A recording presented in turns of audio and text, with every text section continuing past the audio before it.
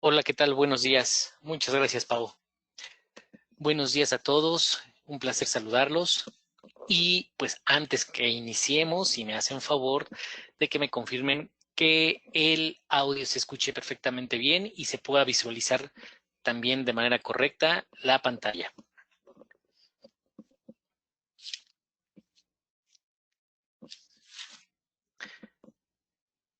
Perfecto. Pues nuevamente, muchas gracias por su atención e iniciamos una pequeña charla acerca de la Declaración Anual de Personas Físicas 2019. Pues como todos saben, es el momento de estar presentando declaraciones. Hace un mes, bueno, hace un par de días, concluyó el plazo para declaraciones de personas morales, las declaraciones anuales del impuesto sobre la renta, y en este momento estamos en plazo de presentación de las declaraciones anuales de personas físicas. Pues vamos a iniciar. Pues bueno, ya es bien sabido que en el artículo 150 de la Ley del Impuesto sobre la Renta, pues está la fundamentación para la presentación de la declaración anual por impuestos sobre la renta, valga la redundancia, y siendo la fecha límite el 30 de abril de 2020, ¿no?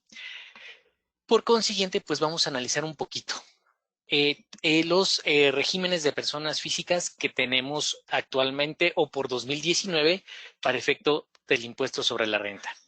Tenemos ICR por sueldos y salarios, tenemos actividades empresariales, régimen de incorporación fiscal, arrendamientos, enajenación de bienes, adquisición de bienes, intereses, obtención de premios, dividendos. Sí, claro. Terminando la sesión, con mucho gusto, mis compañeros de marketing enviarán el material. Pues bueno, partamos de que dentro de estos regímenes que tenemos para 2019, recordemos que en 2020 se agregaron dos regímenes extras, que es lo de plataformas digitales. Eh, Estos son los regímenes por los cuales en su mayoría tenemos la obligación de presentar la declaración anual. En su mayoría digo porque específicamente, como ya muchos sabemos, el régimen de incorporación fiscal eh, tiene unos aspectos o beneficios donde nos permite no presentar la declaración anual, salvo que nosotros consideremos adecuados presentarla. Pero en general es un régimen que no necesita presentación de la misma. Y entonces tenemos que quienes están obligados, de acuerdo a los regímenes anteriores, quienes están obligados a la presentación de la declaración. Pues bueno, empecemos por el régimen de sueldos y salarios. Estos, como ya muchos sabemos, ¿cuándo se debe presentar la declaración anual por parte de un trabajador? ¿Por qué enfatizo un trabajador? Porque el régimen de sueldos y salarios es en su mayoría subordinación. Y entonces cuando tenemos subordinación quiere decir que la persona física que está prestando el servicio está, valga la redundancia, subordinada a un patrón y éste paga un rendimiento por el trabajo que recibe de aquel. Entonces, en esa situación, cada trabajador que exceda de 400,000 pesos de manera anual tiene obligación de presentar su declaración anual. ¿Ok? Cuando tengan más de dos patrones y cuando no hayan laborado el año completo y rebasen 400,000 pesos. Pero además, aunque no esté obligado el trabajador a presentar su declaración anual de acuerdo a estos rubros, él puede optar por mandar un escrito a principios del mes de diciembre al patrón y solicitarle que no haga su cálculo anual, para efecto que él mismo presente su declaración anual y proceda con las deducciones personales, que es lo que busca por lo regular este régimen, aprovechar las deducciones personales que se tienen para tratar de obtener una devolución de ICR. ¿Por qué? Porque obviamente el patrón retiene el ICR sobre el sueldo que él paga y si adicionamos a este, como es un régimen que no tiene deducciones, el ICR, por decirlo así, va directo sobre el ingreso.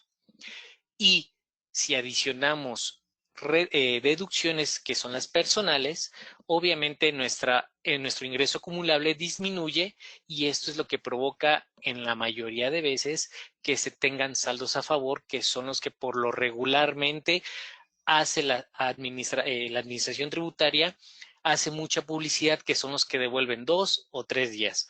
Aclaremos un punto que en precisamente en esta etapa, a partir del 1 de abril de 2020, hemos tenido varias contingencias con la página del SAT. Las cuales han tenido problemas en su sistema, quitando deducciones, aumentando los impuestos sobre la renta, rechazando las devoluciones.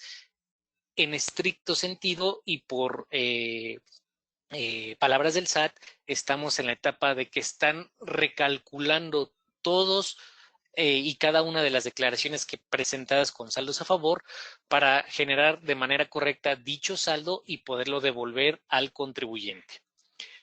Pero bueno, regresando al tema de sueldos y salarios, en estos sentidos son las obligaciones son cuando tenemos obligaciones de presentar la declaración anual.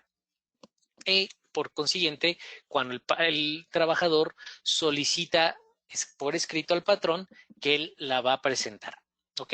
Entonces, por sueldos y salarios son las situaciones que tenemos obligación para presentar nuestra declaración anual. Es importante y empecemos a jugar con las combinaciones. Como tenemos distintos regímenes, no necesariamente una persona solamente tiene que tener o debe de tener sueldos y salarios. Puede tener demás actividades por los que se encasillen en otros regímenes. Y esto nos va a dar consecuencia que si se combina sueldos y salarios con actividades empresariales, arrendamientos, enajenación de bienes, se está en la causal, aunque por sueldos y salarios no se hayan rebasado los 400,000 o no se hayan tenido dos patrones, se está en la obligación de presentar la declaración anual de igual forma. Con gusto quedo atento a sus dudas, por favor, y estoy al pendiente. Bueno, cuando presenta actividades empresariales y profesionales su declaración anual. En este caso y en este régimen, la declaración anual se presenta de manera obligatoria. ¿Por qué? Porque es un régimen que tiene ingresos y tiene deducciones. Hacemos pagos a cuenta del impuesto y tenemos la obligatoriedad de presentar la declaración anual.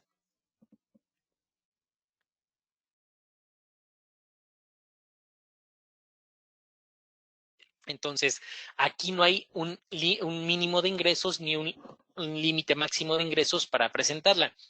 Estando en el régimen de actividades empresariales y profesionales, tenemos la obligación de presentar nuestra declaración anual. Al igual forma, en el caso de arrendamientos, en todos los casos, los arrendamientos, ya sean casa, habitación o locales comerciales, se tiene la obligación de presentar la declaración anual, porque hacemos de igual forma pagos a cuenta del impuesto y tenemos que presentar por obligatoriedad la declaración anual presentando nuestros ingresos anuales. Y empezamos a ver un régimen donde a veces no es necesario presentar una declaración anual, sin embargo, sí informar la transacción. ¿Cuál es? El de enajenación de bienes. Como ustedes lo saben, el régimen de enajenación de bienes pues, es cualquier venta de bien que exista dentro de físicamente. ¿Ok? En este caso se asimila mucho o se maneja mucho la venta de los bienes inmuebles en este régimen. Es el que le corresponde. Entonces, cuando una persona física con cualquier actividad, ya sea nada más simplemente sueldos y salarios, o si tiene arrendamientos o actividades empresariales, tiene alguna enajenación de bien, se tiene que presentar la declaración anual, pero hay dos situaciones importantes. La primera es, recordemos que por ingresos por enajenación de bienes, cuando se enajenan las casas habitación y estas no rebasan aproximadamente de 4,600,000 pesos, la venta del bien inmueble está exenta, pero tenemos que comprobar, el contribuyente tiene que comprobar que ha sido su casa habitación para que el notario, porque este cálculo lo realiza directamente el notario al momento de la enajenación, proceda a determinar el cálculo con la exención y a su vez pues no le retenga nada al contribuyente. Hay que tener mucho cuidado. Cuando el contribuyente, su actividad habitual es la venta de bienes inmuebles, no puede generarse una exención aunque esté enajenando casa-habitación, porque es su actividad preponderante. ¿Ok? Y cuando el contribuyente a lo mejor tiene facilidad de tener 2 o 3 inmuebles, casa, habitación, todos, y de repente tuvo por necesidad o por así convenir a sus intereses vender 2 inmuebles, solo uno de ellos estará exento, donde se pueda demostrar que ha sido su casa habitación. El siguiente bien inmueble ya no estará exento porque la ley nos limita a que la exención es por la venta de un bien inmueble en un año completo. ¿Okay? Ahora, si no podemos demostrar que ha sido nuestra casa habitación de manera documental, desafortunadamente tendríamos que pagar o nos tendrían que retener el impuesto por la enajenación de bienes ante el notario. Y obviamente es un impuesto bastante oneroso, ¿no? En este caso, haciendo este previo, ¿qué pasa en nuestra declaración anual? Tiene que pasar por lo menos un año.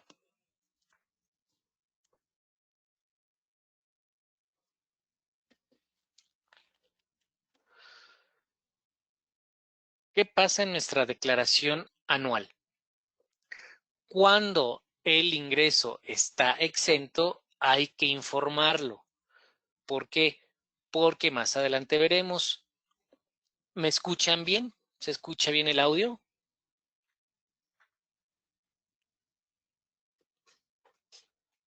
Ok, muchas gracias. A ver, un segundito. Vamos a hacer un minutito, una prueba, menos de unos segunditos, una prueba de audio. De un segundito.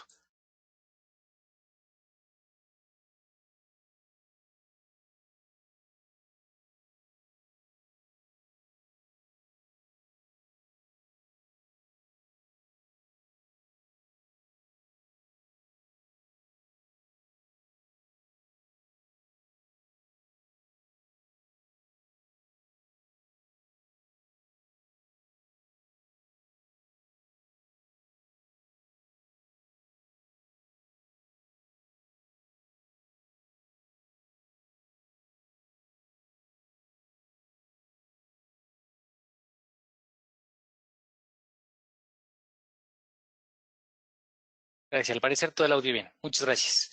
A ver.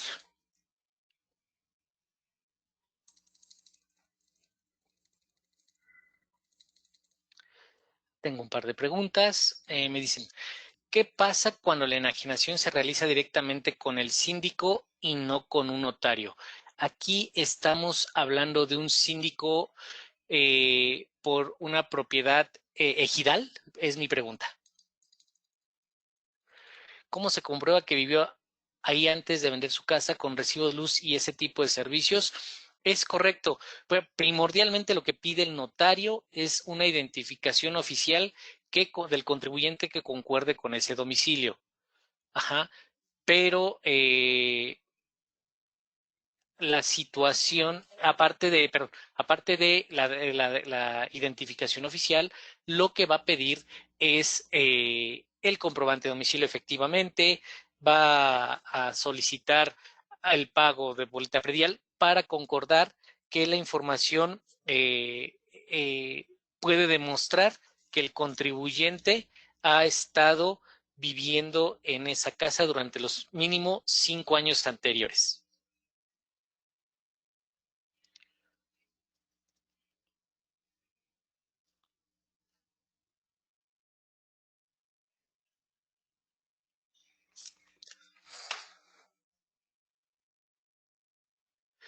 Ah, eh, sí, pero aquí la consecuencia sería, tú puedes vender el inmueble efectivamente en diciembre y el otro en enero.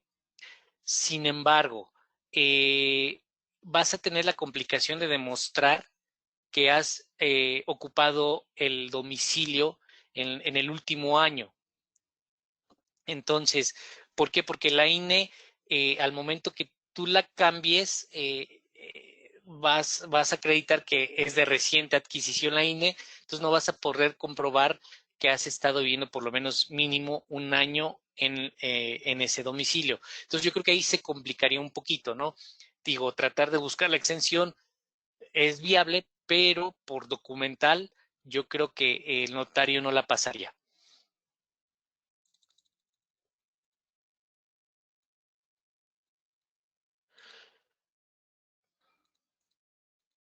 No necesariamente. Digo, depende mucho del notario. En un 90% yo te podría contestar, sí, efectivamente cabe la posibilidad en un 90% que el notario te haga pagar el total de la enajenación porque se atiende mucho al documento oficial y el primordial es la INE o las IFES todavía vigentes, ¿no? Pero si hay una calidad donde puedas demostrar efectivamente que por X situación la INE no coincide con este domicilio, pero toda la documentación más sí eh, depende ya del criterio del notario qué tanto pudiera generarte la exención o no. En un 90%, en mi percepción y en la experiencia que he tenido, el notario te va a generar la retención por la enajenación, pero depende mucho del notario en el otro 10.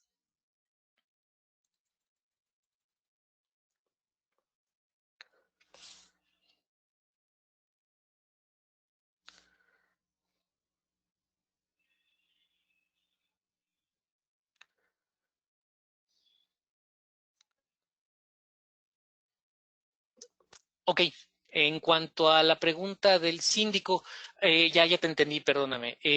Mira, obviamente el síndico municipal tiene también fe pública y entonces debería recurrir a la misma obligatoriedad que tiene el notario. A ambos, al tener fe pública, deberían generar la retención del impuesto sobre la renta en el caso que proceda. En el caso de que no, debería ser lo mismo, debería actuar como un notario público a grandes rasgos y generar retención cuando se amerite y generar exención cuando así también se amerite la operación.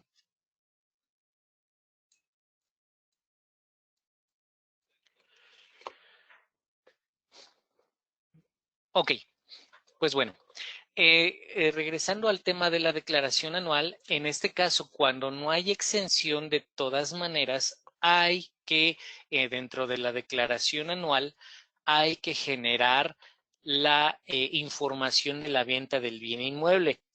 ¿Por qué? Porque recordemos más adelante que la ley del impuesto sobre la renta nos obliga a informar todos nuestros préstamos, ingresos que rebasen de 600,000 pesos por un lado, pero en general cuando rebasen de 500,000 pesos. Si no los informamos, aunque estén exentos, podemos correr el riesgo de perder esa exención y que se conviertan en ingresos acumulables.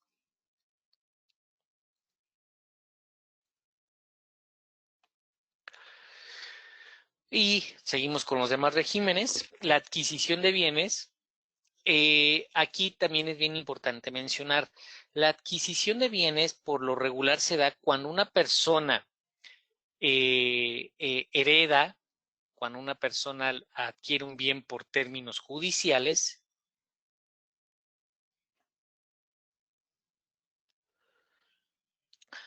una compró un inmueble así como asumió los gastos notariales.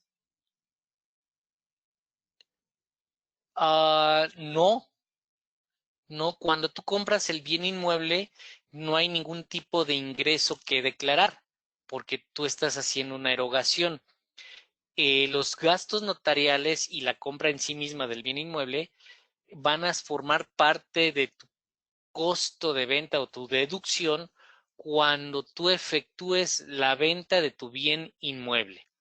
Hasta ese momento tú tendrías la obligación de presentar esta información y asimismo la declaración anual por la enajenación de ese bien inmueble.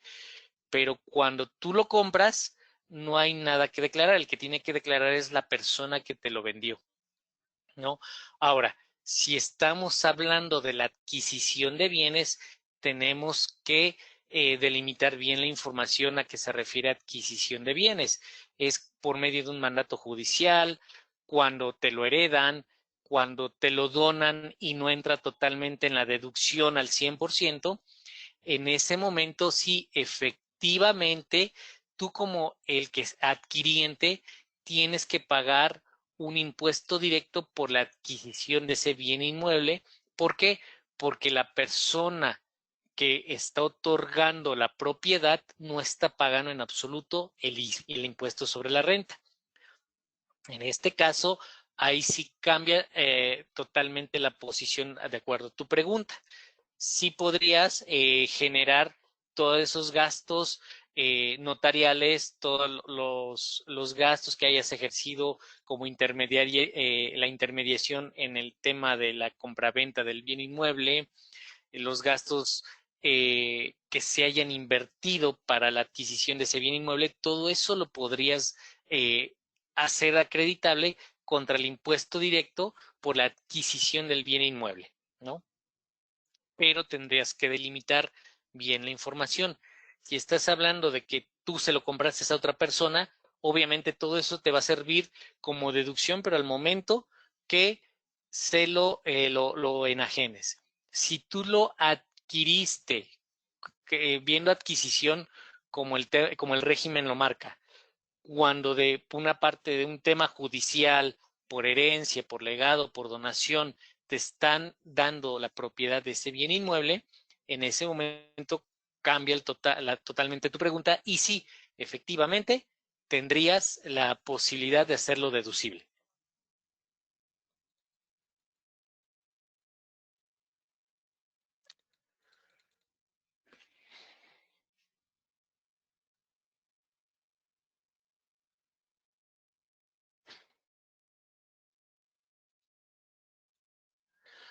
Ok, bueno, aquí estamos hablando de un caso muy en particular.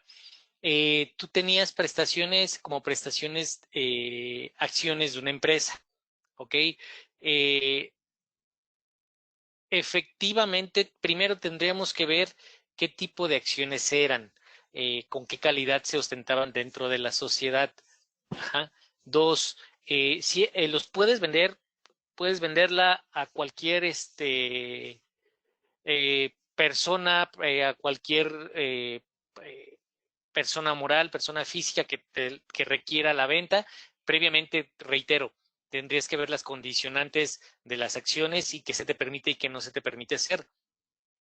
Y también lo puedes vender al extranjero sin ningún problema. Aquí, ¿cuál es el tema por el que te digo que tendríamos que ver las condicionantes? Tendrías que ver el costo de adquisición de esas acciones y el precio de venta, determinar la utilidad por venta de acciones. En pocos casos hay pérdida por venta de acciones y llegar al cálculo del impuesto sobre la renta. Pero tendrías que tener esos dos factores de entrada. Ahora, eh, dependiendo los montos, pudieras llevar más allá tu caso y podría hacer tal vez un dictamen de venta de acciones para tratar de disminuir el impuesto sobre la renta.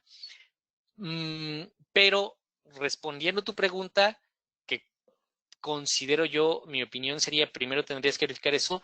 También lo presentas dentro de la declaración anual en el rubro donde señalamos el régimen que vamos a estar presentando de nuestra declaración, se la señalamos, perdón, sueldos y salarios y dividendos y se van a aperturar las dos casillas para que reportes o la página del SAT o el sistema recabe la información previamente ya emitida para que se precargue. Y dos, en el tema de dividendos, como fue una persona extranjera, posiblemente pudiera no estar timbrado al 100% de la operación, tendrías que llenarla manualmente. Si se timbró la operación, va a aparecer precargada dentro del sistema y al señalar los dos rubros te va a permitir la presentación de la información. Obviamente, al timbrar la venta de acciones y generar los pagos correspondientes o las retenciones correspondientes, el dinero que entra a tu cuenta no tendría ningún problema a quien se las hayas vendido.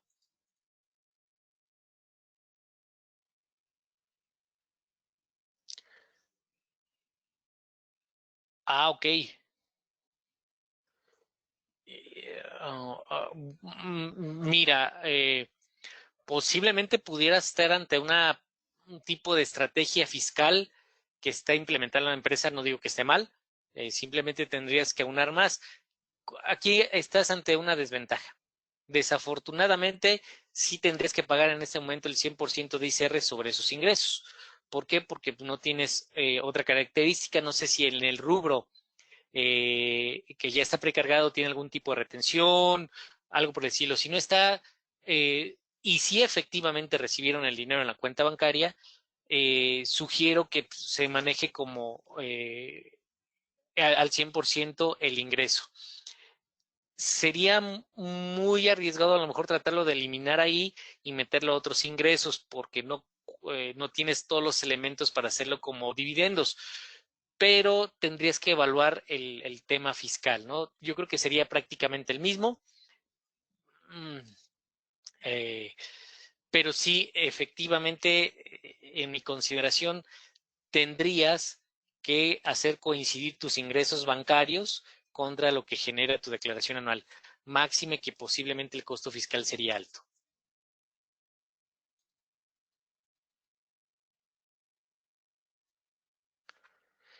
Claro, eh, en el tema de, tenemos dos formas en donde una persona se puede hacer de un bien inmueble. La primera es mediante la enajenación. ¿Y cómo funciona esta? Yo, Hugo, vendo mi casa habitación a, a X persona, a Juanito.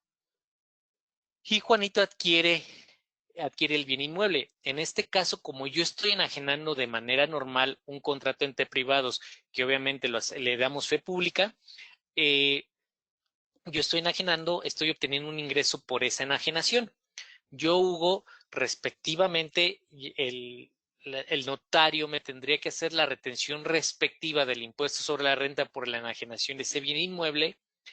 En su caso, si tengo derecho a la exención, pues bueno, ya no me da la retención, o me da únicamente la retención por el excedente del impuesto sobre la renta. En ese momento, Juanito ya adquirió un bien inmueble. Cabe hacer la consideración, en este momento estoy manejando la palabra adquirió dentro de la enajenación. Entonces, yo se la vendí a Juanito, Juanito ya se hizo del bien inmueble, como decimos en el argot, y ya tiene él propiedad de un bien inmueble. En ese momento el que pagó el impuesto sobre la renta fui yo, Hugo, por la enajenación. Sin embargo, existe otro capítulo, que es la adquisición de bienes. Este principalmente se da cuando la persona poseedora del bien inmueble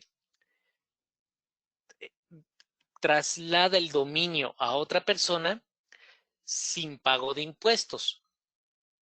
Por ejemplo, yo le voy a donar a mis nietos y entonces hago mi contrato de donación, es mi casa habitación y ellos son familiares en línea recta hasta segundo grado. Tengo la posibilidad de que todas las donaciones que yo quiera hacer están exentas al 100% del impuesto sobre la renta. Yo les cedo el bien inmueble y ellos, por medio de esa donación que yo les hice, están adquiriendo un bien inmueble porque ellos nunca me lo pagaron. ¿Ah? Entonces, en ese momento, suceden dos situaciones. En la primera, como estoy exento por un artículo de ley del artículo 93 del impuesto sobre la renta, mis nietos no pagarán impuesto, pero pongamos un segundo supuesto. Son mis bisnietos. Como la exención nada más radica en descendientes en línea recta, descendente o ascendente hasta segundo grado, en estricto sentido serían mis hijos y mis nietos. Mis bisnietos ya no entran en la exención del impuesto. Entonces, yo les dono el bien inmueble a mis nietos. Mis nietos, como no me están pagando ningún tipo de contraprestación por ese bien inmueble, yo se los estoy donando. Ellos tienen que pagar ante notario un impuesto por la adquisición de ese bien. No es que ellos lo estén comprando, sino que se les adjudicó judicialmente ese bien. Entonces, como no hay contraprestación y queda en el aire quién pagaría los impuestos, en este supuesto específico, el que paga el impuesto es el que adquiere el bien. Ajá. ¿Cómo se lo estoy haciendo llegar? Por donación, pero puede ser por un legado, por una herencia, por una adjudicación judicial. No sé si han escuchado el tema de la compra de los créditos hipotecarios bancarios, en donde el banco está en litigio con el deudor del bien inmueble y vende el crédito. El que lo compra con la situación de especulación que tiene que seguir litigando el bien inmueble para ganárselo al que es el propietario en un momento dado. En el momento que gana el juicio, el juez dice, a ver, este que no lo pagó, se lo tiene que ceder a Hugo que compró los derechos de un crédito hipotecario bancario.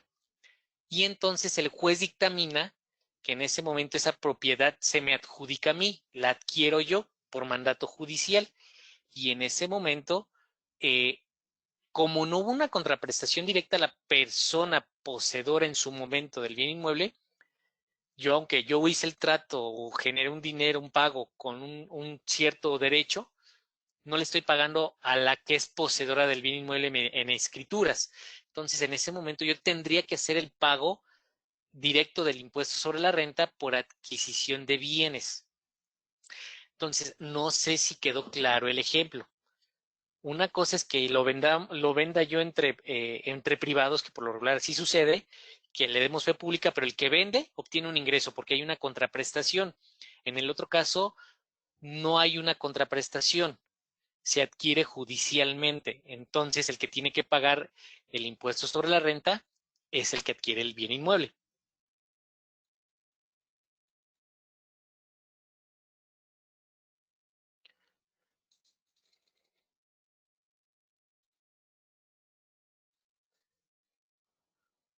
Ok, para la pregunta de las acciones, entiendo.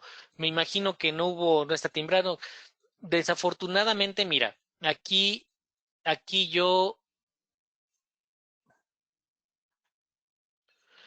sí, a ver, ahorita le digo al equipo que se puedan ver las preguntas de manera abierta para que todo el panel pueda acceder a ellas. Eh, Hablamos también, existe la situación de la discrepancia fiscal muy marcada en personas físicas, que no es otra cosa más que lo que ingresas contra lo que gastas. Si tus gastos son mayores a tus ingresos, pues genera una discrepancia fiscal para la autoridad, porque quiere decir que tienes ingresos que no estás fiscalizando. Para contestar a tu pregunta, quise entrar en este tema. Si tú tienes un dinero que te depositaron, que te hacen ver que es como acciones, pero nunca se timbró, nunca se le dio un tema fiscal, tú recibiste por sueldos y salarios, voy a poner un ejemplo, 200,000, y por acciones recibiste otros 200,000. Entonces, tú generaste gastos como persona física por 380,000 pesos. Al momento de presentar tu declaración anual, nada más con 200,000 pesos por el rubro de sueldos y salarios y gastos por 380, pudieras tener el riesgo de una discrepancia fiscal. ¿Qué te recomiendo? Manéjalo en el rubro de otros ingresos. Sí, efectivamente te va a costar el tema fiscal, pero sin embargo, si tienes un par de deducciones personales, te va a ayudar bastante y el impacto puede ser bastante bajo. Pero sí te sugiero que si realizaste gastos con ese dinero que recibiste, los tienes facturados, o te expidieron el CFDI, lo ingresas a tu declaración para que no generes una discrepancia fiscal y lo puedes registrar en el rubro de otros ingresos. Con mucho gusto, José Luis. Empiezo a repetir las preguntas. Cuenta con eso. Me pregunta aquí para confirmar, si el inmueble se donó a mis nietos, ni ellos ni yo pagamos impuesto, pero si lo dono a mis bisnietos, ahí mis bisnietos los pagan. Si está bien entendido, es correcto.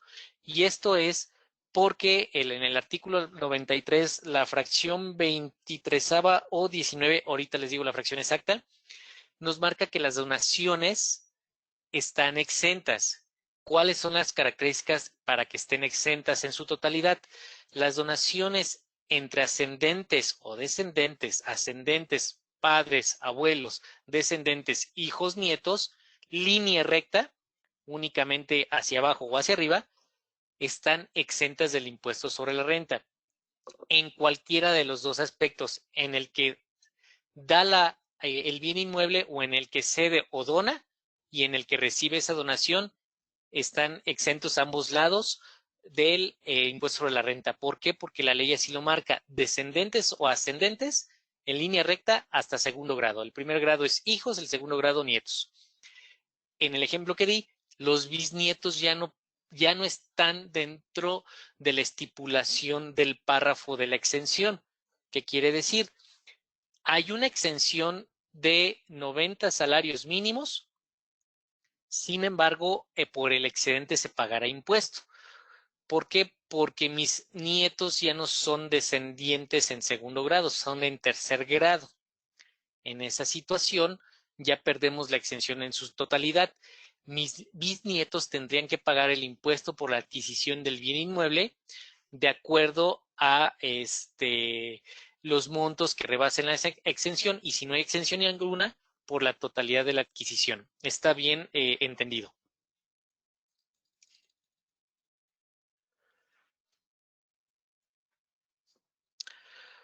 Ok, pues bueno, esa es la gran diferencia entre la enajenación y la adquisición de bienes. Es importante que se distinga. ¿Por qué? Porque pudiera haber confusiones. ¿Okay? Retomando el tema de cuándo se presenta la declaración anual, tenemos el tema de intereses. En este caso se presentan cuando sean superiores a 100,000 pesos, cuando intereses se combinen con otros regímenes, a excepción de sueldos y salarios, y que sean menores estos sueldos y salarios a 400,000 e intereses menores a 100,000. ¿Qué pasa aquí? Posiblemente una persona física con sueldos y salarios ha invertido toda su vida y tiene un interés que cada año o cada mes le está dando rendimientos. Sin embargo, si esta persona física, por el régimen de sueldos y salarios, no tiene obligación de presentar su declaración anual, pero por intereses recibió, vamos a poner el ejemplo, 300,000 pesos, por la combinación se tiene que presentar declaración anual. Si por el régimen de sueldos y salarios no tiene obligación y sus intereses no rebasaron de 100,000 pesos, la combinación da que, aunque tenga dos regímenes activos, no tiene obligación de presentar su declaración anual. Cuidado, una cuestión es de que no tenga obligación de presentar la declaración anual, otra, la obligación de informar los ingresos que percibes, que para el efecto práctico debe ser en el mismo, en la misma plataforma, que es la declaración anual. Sin embargo, existe la obligación, me podrían multar por no haberla presentado, por otra no existe la obligación. Sin embargo, si no tengo informada esa operación que realicé, puedo tener el riesgo que la autoridad me vuelva ingresos acumulables todos los ingresos que están exentos, ¿no? Entonces, es importante tener cuidado con la combinación de varios regímenes, cuando debe aplicar estrictamente la obligación de la presentación y cuando únicamente la obligación de la información. ¿Ok? En premios. Obviamente, el premio al momento de recibir nosotros o cualquier persona física un premio, se cobra un impuesto directo. Sin embargo, tenemos la obligación de informarlo, que es lo que yo les comentaba. Más adelante, déjenme terminar dividendos, veremos esta situación. Y dividendos, obviamente, como el caso que nos estaba comentando esta Celia, nos decía, oye, yo recibí un ingreso en mi cuenta bancaria por una supuesta venta de acciones. Perdón si digo supuesta porque ella más adelante comentó, no está timbrada. ¿Qué se tiene que hacer? Bueno, Una venta de acciones sí o sí, como todos sabemos, debe estar timbrada e inclusive debe haber un protocolo ante notario público. ¿Ok? Entonces, si no está reconocido cómo se generó ese ingreso, ella nada más recibió su cuenta bancaria una transferencia X, no generó un origen fiscal de ese dinero. La recomendación aquí es que lo maneje por otros ingresos. Y en su caso, si le hubieran, o en caso contrario, perdón, si le hubieran timbrado esa venta de acciones, le hubieran retenido su parte proporcional de ICR si es que lo ameritaba, pero aún así hubiera habido un timbrado de la venta de esas acciones, ella hubiera tenido un régimen de dividendos y entonces lo hubiera podido combinar con sus sueldos y salarios. En sí mismo, los dividendos es la recepción de utilidades por acciones colocadas en personas morales. Pueden ser dividendos normales, pueden ser dividendos que provengan de acciones colocadas en el gran público inversionista, que son las famosas acciones en bolsa. Cualquiera de las dos situaciones, al momento que no los pagan, debe haber una retención. Recuerden que aquí entra un poquito el juego de la CUFIN, de cuando no hay CUFIN, y del 10% de la retención de impuesto sobre la renta adicional sobre el pago del impuesto piramidado. Entonces, con toda esa estructura que se tiene que realizar en el tema de dividendos, como estamos obligados al pago al timbrado de la información, siempre se tiene que presentar la información en la declaración anual. ¿Por qué? Porque tenemos por lo regular un saldo a favor en la venta, en la recepción de dividendos al presentar nuestra declaración anual.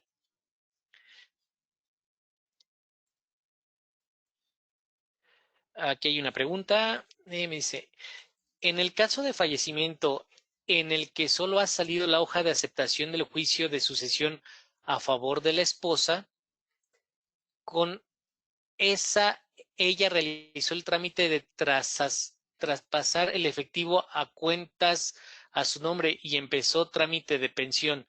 ¿Se debe considerar ese traspaso en efectivo en el año 2019 como herencia, ya que aún no sale el juicio de sucesión y no se ha determinado el importe de los bienes a recibir?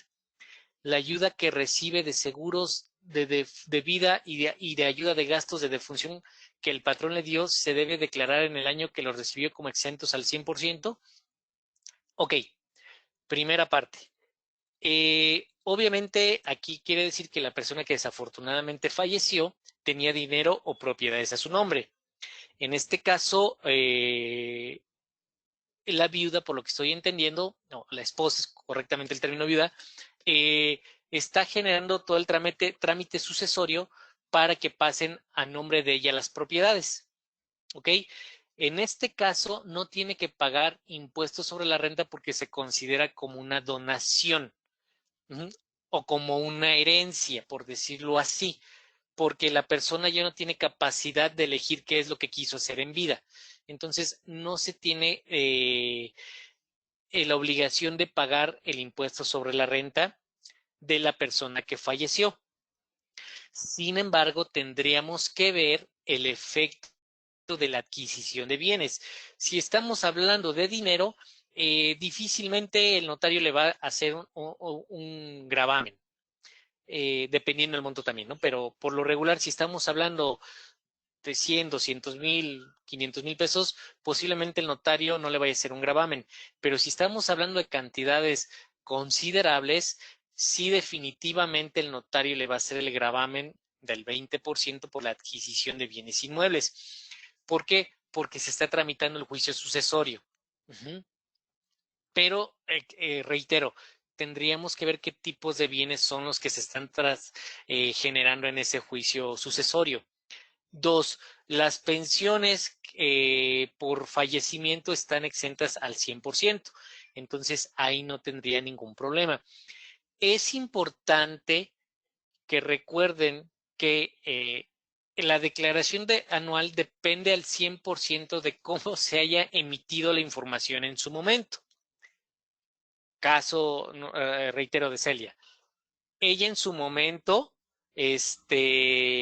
generó un cobro de acciones.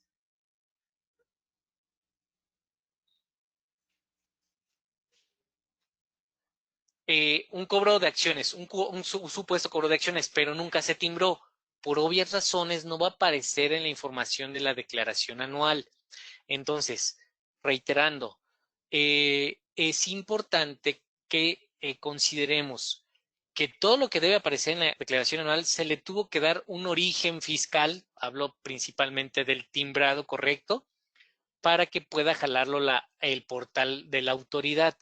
Si no existió, como en el caso de Celia, es importante determinar, tratar de determinar o encasillar esos ingresos de manera manual dentro de nuestra declaración para poderlos informar o, en su caso, poderlos determinarle impuestos sobre la renta. En este caso, como no ha terminado a mi apreciación el juicio sucesorio, pues todavía no habría posibilidad de poder pagar impuestos o determinar algún tipo de impuestos sobre esas cantidades que te estás traspasando, pero obviamente las estás traspasando por seguridad. Dos, en cuanto a las pensiones, obviamente eso tuvo que ya haber sido timbrado. Entonces, eso ya te va a aparecer y te tiene que aparecer con la exención.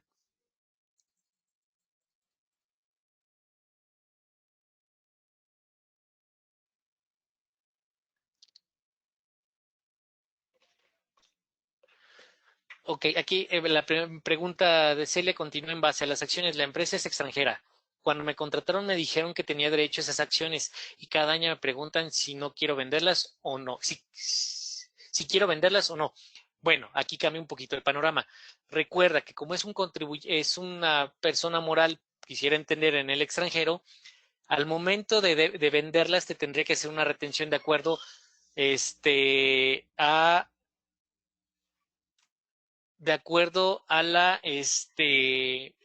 al, a la residencia donde se encuentra la empresa.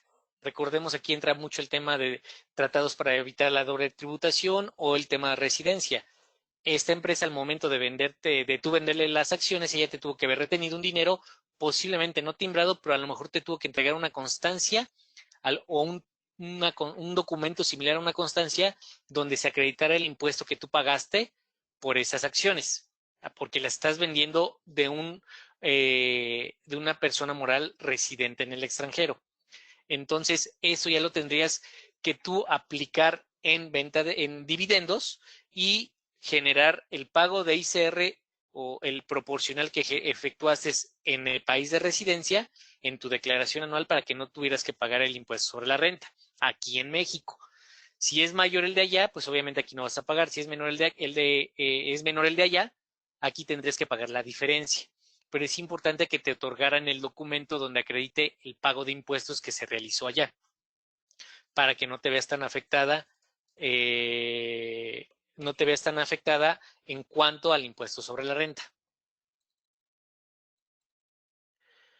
Eh, me vuelve a preguntar en el caso de la herencia. El tema es que como tal no se ha determinado por parte de un juez una herencia, todavía sigues, por lo que estoy entendiendo, en el trámite o en el juicio sucesorio. Entonces,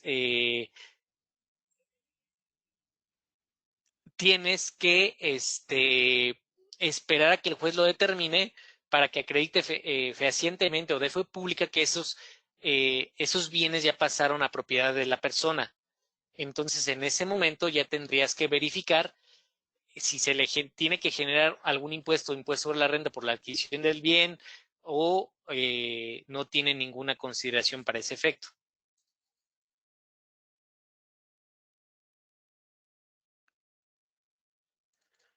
Ok, regresando al tema de las acciones. Eh, en efecto, tú tienes que acumular todo. Aunque te den o no te den esa constancia, tú tienes que acumular todo si no quisieras caer en discrepancia fiscal. Ajá. Si no te dan esa constancia de retención del impuesto sobre la renta en el país de residencia, pues obviamente tu efecto va a ser que vas a pagar aquí en México el 100% del ICR. Pero si te la dan y puedes acreditarla, entonces vas a pagar la diferencia del ICR, porque recuerda que la ley nos permite acreditar el impuesto sobre la renta pagado en otras residencias fiscales, siempre y cuando contamos con la documentación respectiva. los préstamos que le hagan a la persona física son exentos. Sí, claro. Obviamente tiene que estar totalmente documentado. Préstamos con instituciones financieras no tienes ningún problema, porque inclusive pues, tenemos la información del interés que se está pagando.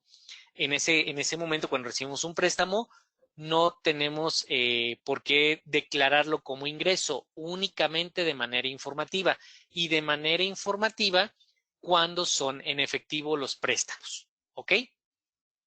Mientras sean con instituciones financieras, pues no tienes ningún problema porque por lo regular te depositan a la cuenta bancaria. Pero si son en efectivo con algún privado o créditos entre privados, obviamente hay que contar con toda la documentación relacionada que son el contrato del crédito, la tabla de amortizaciones, pagarés, estar acreditando que sí se ha pagado ese crédito al tercero privado, para efecto de que no se considere como un ingreso acumulable para la declaración.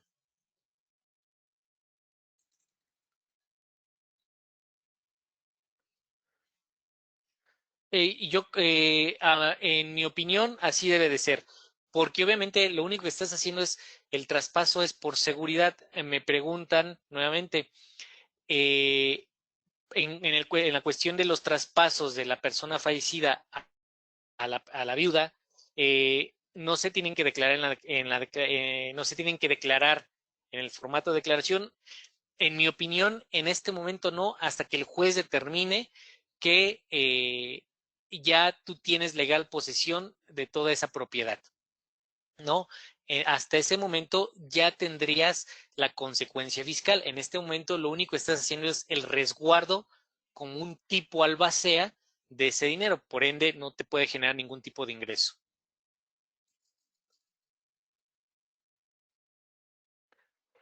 Ok,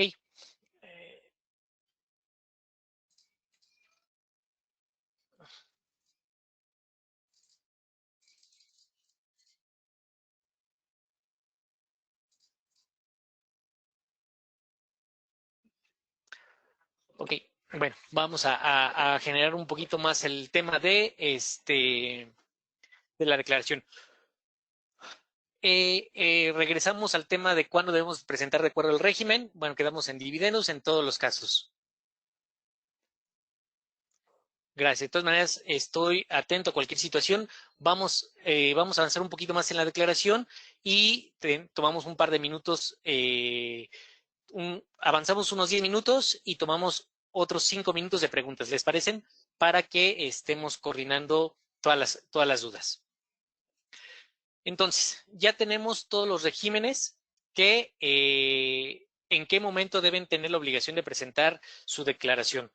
Reiterando, hay que tener cuidado con las combinaciones que se dan, hay que tener cuidado que hay combinaciones que no dan obligación de presentación, pero sí de información. Ahorita lo veremos. Entonces, hasta que llegamos a dividendos. Y otros ingresos. Es importantísimo lo que yo les comentaba hace ratito. Otros ingresos son aquellos que no encasillan en los anteriores. Por ejemplo, deudas perdonadas, dividendos de empresas extranjeras, por lo regular, cuando no hay una constancia de retención. ¿Por qué? Porque al no tener una constancia de retención, no se pueden asimilar a dividendos, por ende tenemos que aplicarlos como otros ingresos y su ICR al 100%.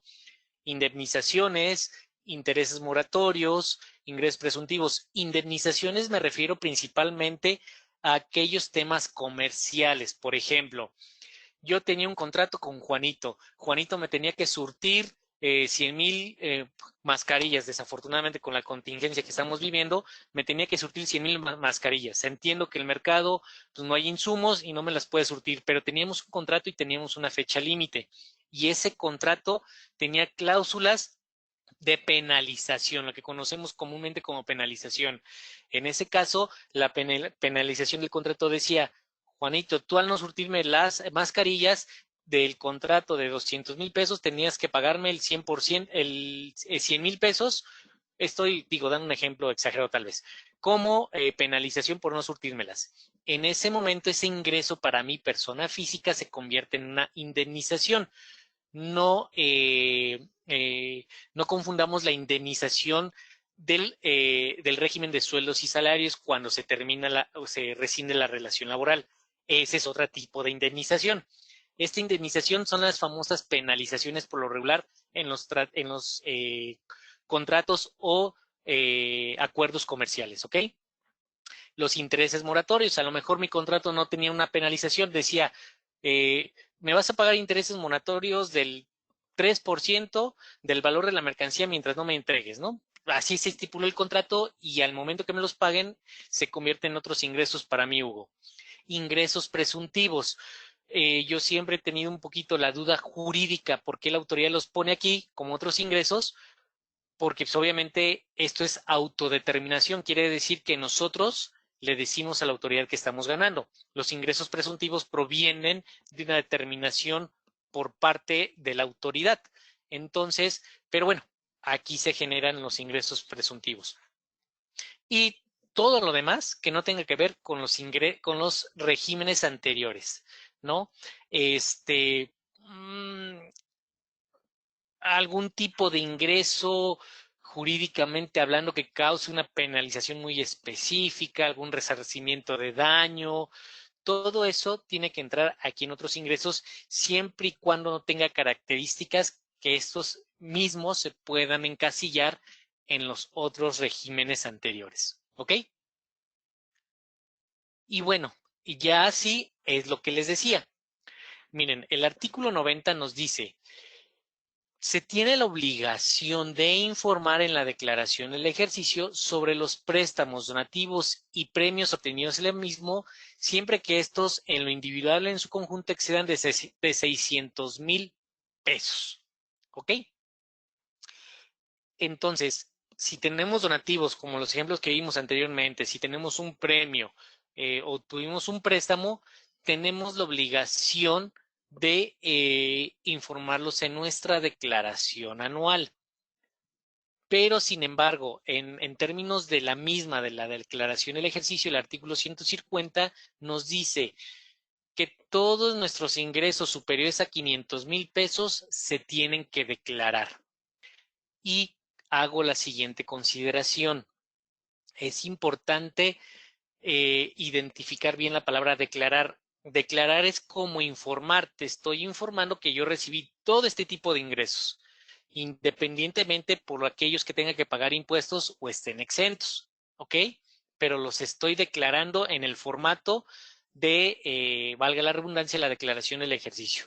De ahí a que tenga que pagar impuestos sobre la renta por cualquiera de estos tipos de ingresos, tendríamos que identificar exactamente de qué ingreso estamos hablando.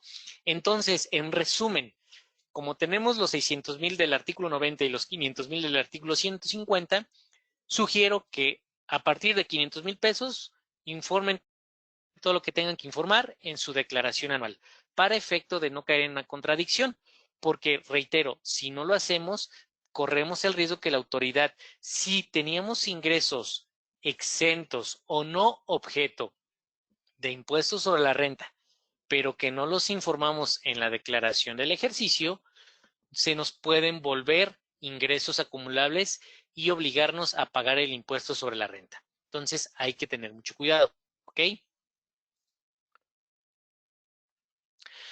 Reiterando también lo que hablábamos hace rato, hay que tener en cuenta las exenciones marcadas en el artículo 93. No solamente el artículo 93 de la Ley del Impuesto sobre la Renta habla sobre exenciones para sueldos y salarios. Nos habla de indemnizaciones, nos habla de donaciones, nos habla de enajenación. Todo esto aplica para diversos regímenes. Entonces, hay que tener en cuenta que si nosotros tenemos algún derecho, alguna exención, hay que aplicarlo en la declaración anual. En algunas ocasiones me he topado que en la precarga muchas veces no los toma en cuenta. Algunas ocasiones sí, otras no. Pero no quiere decir que sea culpa de la autoridad o pensemos mal. Re, recordando que hace un par de minutos les comenté, lo que carga la declaración anual, el 98% procede de lo que timbramos durante el 2019. Y timbramos porque prácticamente casi todos los ingresos tienen que estar timbrados en su modalidad respectiva. Entonces, es importante, si tenemos alguna situación que no esté correctamente timbrada, posiblemente no está correctamente agregada en la declaración anual. Por eso siempre es importante darle un vistazo antes de mandarla por default o con lo que tengamos precargado para evitar un error. Por ejemplo, me ha pasado mucho que de repente hay personas físicas que tienen saldos a favor de 150,000 o 130,000 pesos. Y ya cuando aceptamos y mandamos y verificamos que en teoría todo está bien, nos rechaza, ¿no? Porque nos dice, oye, es que esta deducción no era aquí, no era aquí, no era aquí. Desafortunadamente también ahí encontramos el otro 2% que puede estar error en la precarga por parte de la autoridad. Determina lo que para ella son deducciones personales y la sube ahí. Y ya cuando solicitamos la devolución de saldo a favor nos dice, no, porque no voy de acuerdo con tu presentación, y ya nos hace un desglose diferente, no sé si les ha pasado. Entonces, es importante, antes de enviar, siempre les he dicho, es importante revisar. Yo, por ejemplo, les voy a dar mi opinión personal. Independientemente del tema económico que estamos viviendo por el tema de la pandemia y el tema macro internacional, por ejemplo, hubo clientes que me decían, presenta mi declaración el 1 de abril. Lo necesito porque me van a revolver en 3 días. ¿Qué pasó? Pasó que la autoridad tuvo problemas en la precarga, tuvo problemas en el procesamiento de esa información, y a la fecha está reprocesando todas esas devoluciones y no han caído. Siempre he tenido una consigna y un dicho en el ámbito profesional. No es nada más presentar por presentar. Hay que tener cuidado qué le estamos informando a la autoridad, porque puede ser a favor o en contra. Entonces es importante, si la presento hoy, recuerden que yo tengo hasta el 31 de julio para presentar mi información, mi declaración anual como persona física, y que me devuelvan de manera automática. Pasado esa fecha, perdón, y ya tengo que presentarlo de manera manual. Recuerden que también tengo la limitante. Si son hasta 150,000 pesos, puedo recibirlo de manera automática, obviamente firmando con la Fiel o sellando mi declaración con la Fiel. Si rebaso los 150,000, no hay manera que la autoridad me devuelva de manera automática. Por ende, tengo que presentar mi devolución manual. Entonces, es importante, revisen la declaración, verifiquen. Muchas veces me ha tocado ver, por ejemplo, en el aspecto de actividades empresariales.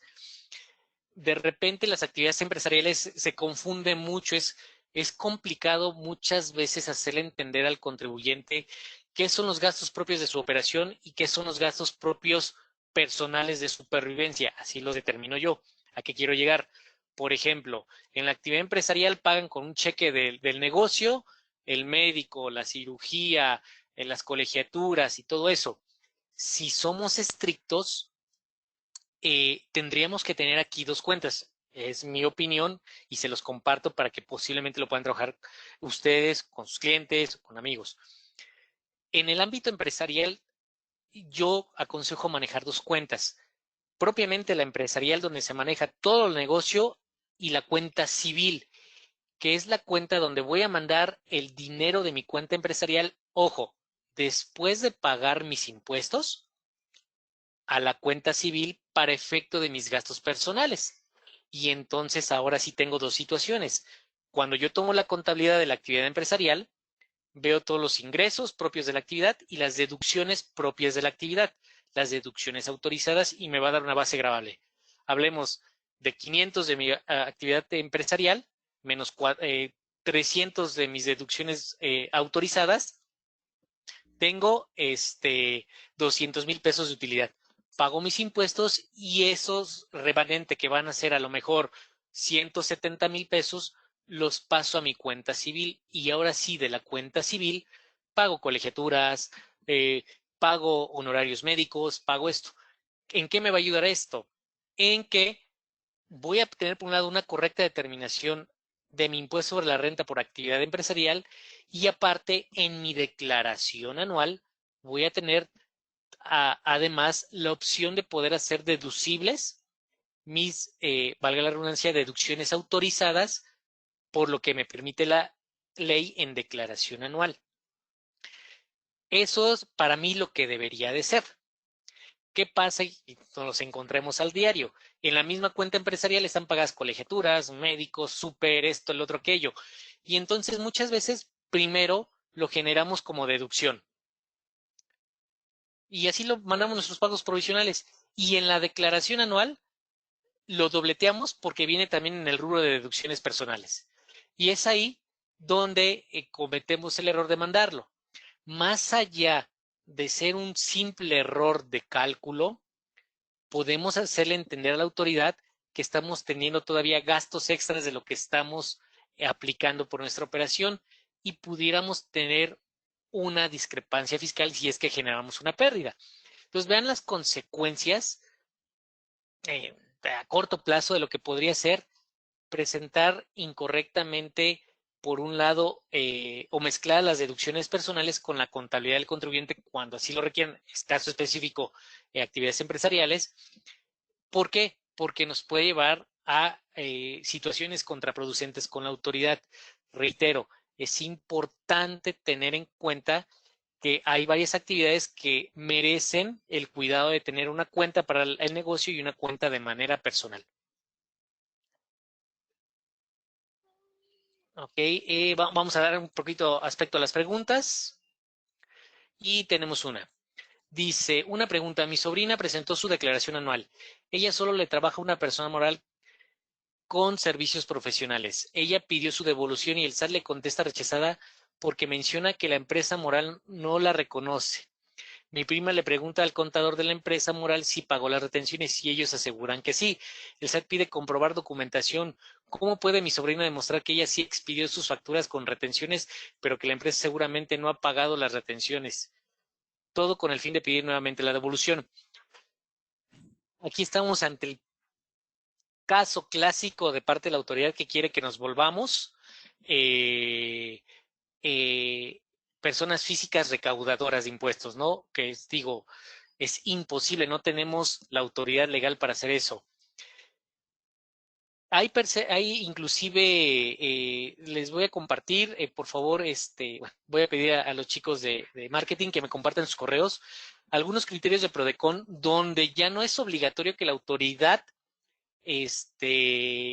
solicite a la persona física que solicite la devolución que el contribuyente que realizó las retenciones las haya enterado, porque son dos problemas fiscales muy diferentes. La primera, la persona física cumplió con todos los requisitos de ley, expedir sus recibos, recibir su dinero, pagar su impuesto sobre ese dinero que amparan sus recibos fiscales y aplicar sus retenciones respectivas. En esa situación, la persona física ya cumplió con todos los parámetros de ley. Dudo yo que la persona moral no haya pagado las retenciones, porque recordemos que ya son las retenciones, el no pagar retenciones se convierte directamente en defraudación fiscal con todo el peso de lo que genera esto en temas penales.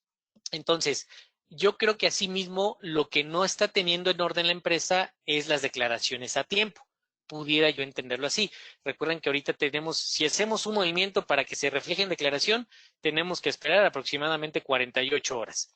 Entonces, es importante que se ingrese un caso de aclaración ante la autoridad diciéndole, a ver, yo cumplí con todas las situaciones, mis deducciones están correctamente pagadas, mis retenciones correctamente aplicadas, no tienes el por qué rechazarme esta devolución, máxime que hay criterios de Prodecon. Sin embargo, voy a ser totalmente honesto. La autoridad, los criterios de Prodecon, pues prácticamente cuando le conviene los toma, cuando no, no los toma, ¿no? En este caso, si la retención, si el saldo a favor es considerable, eh, yo sugeriría meter una segunda devolución con el caso de aclaración y un par de criterios de Prodecon.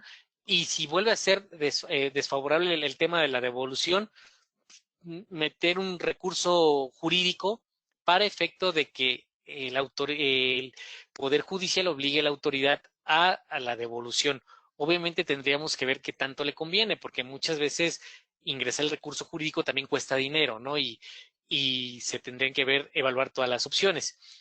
Sin embargo, es difícil cuando se presentan estos casos, y hay miles de casos de este tipo, que la autoridad argumenta que el otro no pagó y el otro va y me muestra las declaraciones.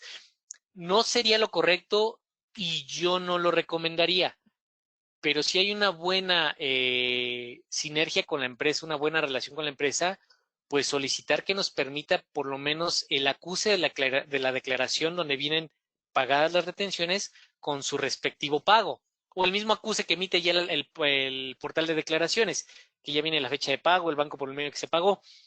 No es recomendable porque le creamos derechos para la autoridad que lo exija, lo exija. Reitero, no somos personas autorizadas en ningún tipo de ley para poder recaudar impuestos.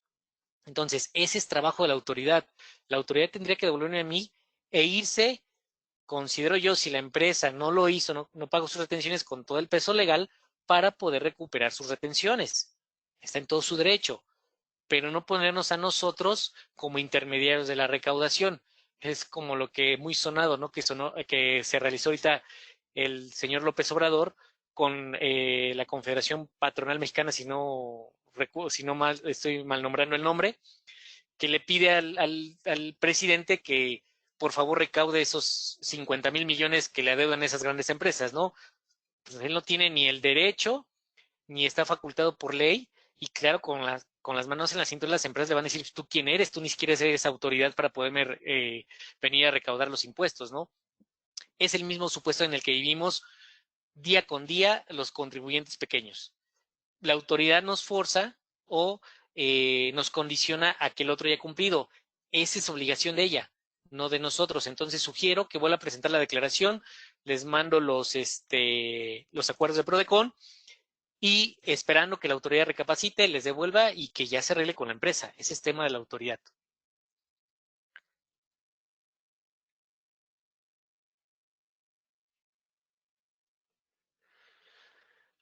Ok, a ciencia cierta me dicen por aquí, ¿será que nos puedes compartir qué fue lo que pasó a de fondo con el SAT? Es decir, ¿qué es lo que cargaron mal y ahora están reprocesando las anuales? En las anuales, mira, uh, yo creo que el sistema del SAT está a un 95% de ser perfecto, porque pues, prácticamente toda la información está cargando al 100. Yo, por ejemplo, en caso de personas morales, todo lo que presentaste en pagos provisionales, perfectamente machado con tu declaración anual, ¿no? Entonces, y los recibos de nómina de igual forma. O sea, por eso también nos dieron un plazo para corregirlos y todo eso, pero prácticamente era una copia de nómina en balanza con nómina lo que estaba en el SAT, ¿no? Entonces, en mi percepción, yo creo que por ahí a lo mejor algunos problemas técnicos.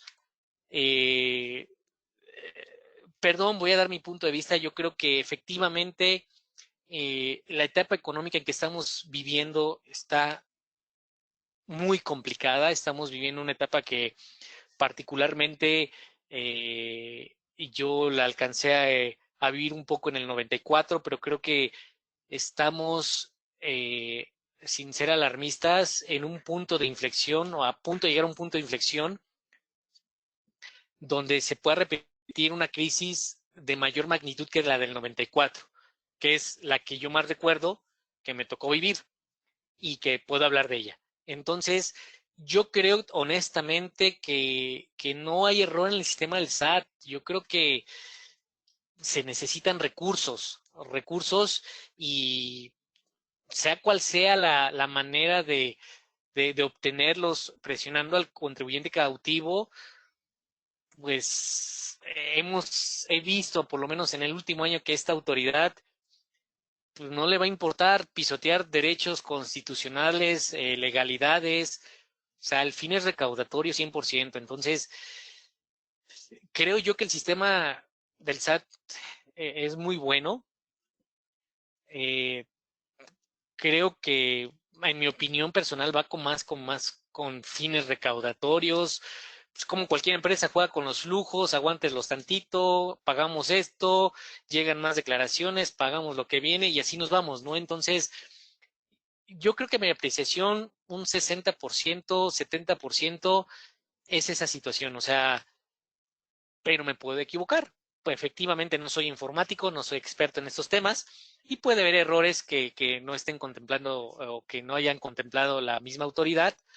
Por ejemplo, pudiera ser alguien, algún informático me comentaba, lo que pasa que en el momento de hacer la corrección de recibos de nómina, como ellos ya tenían en su, a noviembre, ya tenían su el previo anual de personas físicas, al momento de reprocesar, pues les tumbó toda la información, me comentaba, ¿no? Y me dice, claro que sí pudo haber margen de error en el sistema y pues, les hizo agua ya lo que tenían estructurado.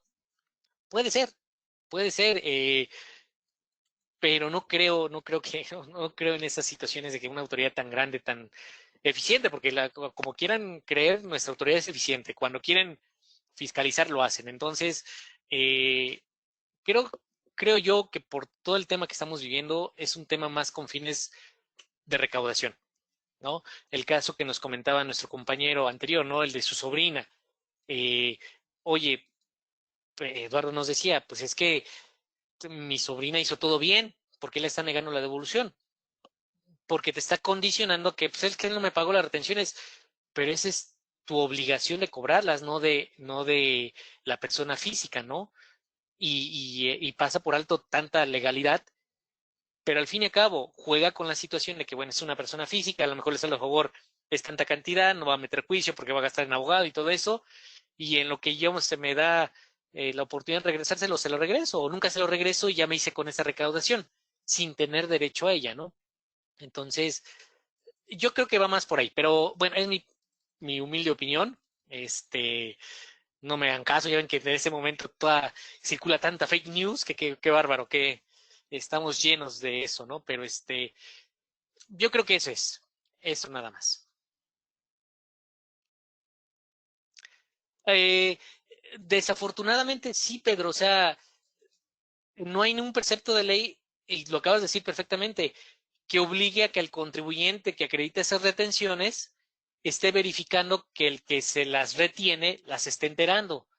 Pues no, realmente la que tiene que hacer ahí la chamba y la que tiene toda el sustento legal para poderlas requerir es la autoridad máxima que ya están viajando en un comprobante en un CFDI. Es como el recibo, la autoridad ya sabe cuánto pagas, no sé si a usted les ha llegado.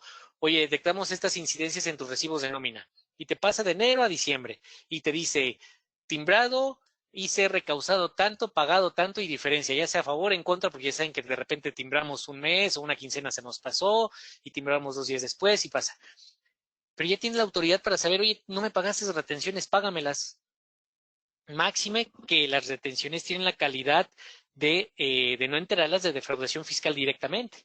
O sea, no necesitamos pasar por un proceso de auditoría, es simplemente no las pagaste, te puede hacer acreedor a todas las consecuencias de la defraudación fiscal.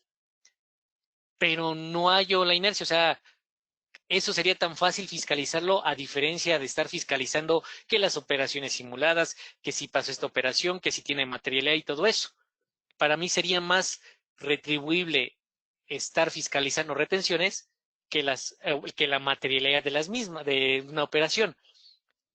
Pero no hay un sustento legal donde me obligue a mí a estar atento de que no las enteró quien me retiene. El sustento legal lo tiene ella. ¿Y cómo lo puedo hacer valer? Pues no. Simplemente hay que estar insistiendo, insistiendo, muy seguramente, y lo que les recomiendo mucho es acudir a una mesa de convenio con Prodecon. A ver, meter su queja en Prodecon, decirle, mira, la autoridad no me quiere devolver y yo estoy en este estatus. Aquí está la contestación y ella me dice que porque el retenedor no las ha enterado. Y entonces Prodecon hace su chamba y posiblemente se llegue a un acuerdo y bueno, aquí está tu devolución o aquí está tu devolución parcial, pero ya estamos avanzando, ¿no? Aquí a lo mejor lo que podemos hacer es meter un caso de aclaración con criterios de Prodecon. Si es una segunda negativa por parte de la autoridad, pues acercarnos a Prodecon y decirle, ¿sabes qué? Ya es la segunda que me rechazan, ingreso tus criterios y aún así la autoridad no quiere, ¿no? Entonces, apóyame en obtener mi devolución. Y Prodecon ya hará lo conducente. Por lo regular, estos casos Prodecon son favorables para ella en un 60-70%, entonces no le veo mayor complicación que si todo está bien con ambos lados, con la empresa retenedora y con la persona física, va a proceder la retención. Casos donde no puede operar Prodecon, cuando la empresa retenedora está ubicada en alguno de los supuestos del 69B o está con créditos fiscales grandes, está como no localizado, muchas veces hay Prodecon. Al momento que la autoridad le contesta, ¿sabes qué es que esta empresa tiene estos detalles? E inmediatamente Prodecon desiste del apoyo al contribuyente porque ya son contribuyentes de riesgo. Entonces, pero les sugiero, apoya mucho Prodecon en este aspecto. Me está comentando David que no tiene sonido. ¿Ya se corrigió, estimado David? ¿O alguien más que me reporte que no tiene sonido? Bueno, contestamos estas tres preguntas y seguimos con parte de lo de la declaración. No lo devuelven aunque hayan pagado las retenciones los proveedores. En mi caso envié las declaraciones del cliente que me facilitó y lo que hizo el SAT fue pedirme más detalles de mis comprobantes. Sí, claro, o sea, siempre va a pasar. En este caso, si cuentas con todos los argumentos y ya están totalmente revisados, sugiero que vayan a Prodecon, reitero, o sea, ahí los van a poder ayudar.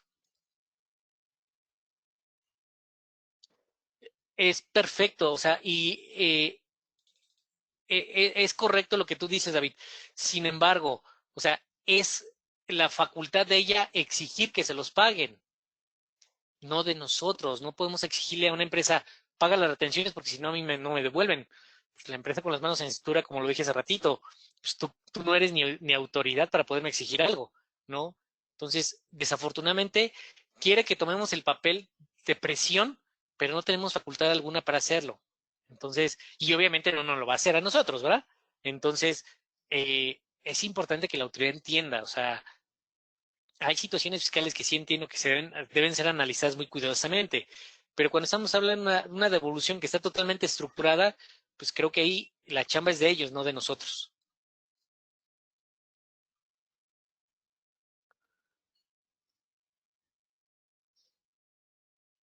Sí, te digo, ya al momento de que hay un rechazo, ya la declaración la devolución no se vuelve tan automática. Ya sea de dos, te vuelven a rechazar y tienes que meter la manual o esperar a que la autoridad te conteste. Es correcto. El plazo para presentar la declaración de personas físicas vence el 30 de abril de 2019. Sin embargo, yo platiqué hace unos momentos que teníamos hasta el 31 de julio para la devolución automática, pero exclusivamente para el régimen de sueldos y salarios. Si no hice la aclaración en ese momento, la hago en este momento, es únicamente para el régimen de sueldos y salarios. Es el único que tendría la obligación de presentar, si es que tiene obligación de presentar su declaración al 30 de abril. Sin embargo, si no tiene obligación, pero por el contribuyente detecta que pudiera tener o tiene un saldo a favor, tiene hasta el 31 de julio para ingresar su declaración anual y solicitar ese saldo a favor de manera automática.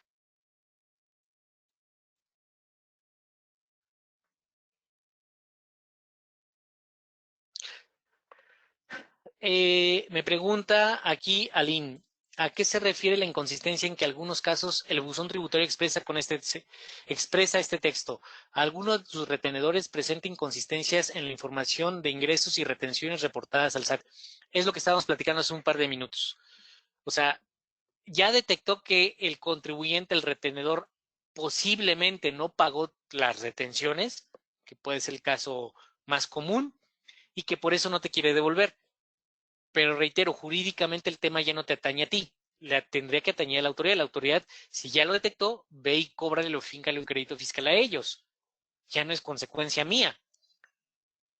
O sea, tú tendrías que proceder con mi devolución porque yo te la estoy estructurando bien, ¿no? Entonces, pero pues es con lo que se escuda la autoridad. Entendible, sí, matemáticamente claro, porque si yo no recibo un dinero para pagar otro, ¿cómo le puedo pagar al otro? Lo entiendo, ¿sí?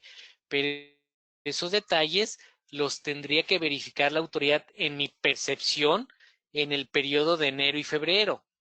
Oye, contribuyente, he detectado que no has generado que no has generado tus declaraciones, ¿cómo se llama? Tus pagos de retenciones. Entonces, y a lo mejor hacer el proceso de fiscalización de manera muy ágil y rápida en esos meses. Y la autoridad ya tiene toda la información, hombre, mandas tu cartita de invitación, no te contestan en 15, 20 días, procedes con el crédito fiscal, y listo. O sea, no estoy a favor de que la autoridad fiscalice a diestra y siniestra, pero también a nosotros nos pone en un plan de intermediación en donde nos deja indefensos jurídicamente porque no tenemos a quién acudir. En este caso, pues bueno, sabemos que podemos acudir a Prodecon, pero si no tuviéramos a Prodecon, quedaríamos en el limbo. O sea, ni le puedo exigir a la empresa, ni te puedo exigir a ti mi devolución, entonces, ¿qué hago?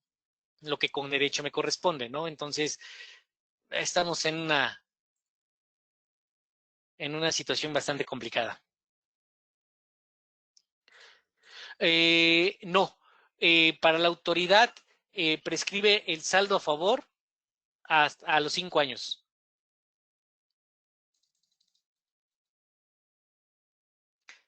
Es lo que comentábamos, Jorge, de la inconsistencia que te marca el SAT, ¿no? Así es, de que no hay coincidencia entre los ingresos y retenciones. Reitero, es chamba la autoridad, si ya lo tiene detectado, pues ejerce tus facultades de comprobación.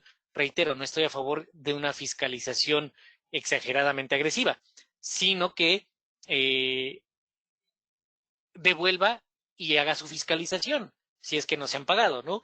O si ya los tiene, no por un error de un peso o porque se timbró a destiempo el recibo o porque no se presentó a tiempo la declaración del contribuyente retenedor, ya por eso para la autoridad genera inconsistencias. Digo, también creo yo que es una exageración. Así en un paréntesis, no sé si a usted les ha llegado el aviso. Oye, hemos detectado que presentas inconsistencias o has bajado el pago de tus impuestos por estos periodos. De julio a diciembre bajaste tu pago de impuestos. Por favor, verifica tu información y si es necesario, corrige tus declaraciones y procede a tu pago. Oye, ¿a poco la economía es estática? Un mes puedo vender más, un mes puedo vender menos, un mes me pegó la competencia, ahorita estos 6 meses nos va a pegar la pandemia, y a poco la autoridad se va a atrever a mandarnos nuestros recaditos. Oye, yo vi que en diciembre pagaste de impuestos 10,000 pesos, pero enero, febrero, marzo y abril me pagaste cero. Revisa tu información. Oye, autoridad, pues, no ves el contexto macroeconómico, o sea, no hubo ventas, ¿no? O sea, con esto quiero decir, hay datos que digo, definitivamente, pues, sí hay que ponerles atención, verificar que todo esté bien, pero sí hay excesos por parte de la autoridad. Reitero, sugiero yo un equilibrio, o sea, ok, dale su devolución y procede en la recaudación con el que te debe las retenciones. Punto, se acabó, ya tienes toda la información, ¿no? Pero cuarta los derechos y nos dejan en estado de indefensión. Tengo una pregunta. ¿Un saldo a favor de 2018 y 2017 aún se puede reclamar y pedir devolución por medio del trámite manual?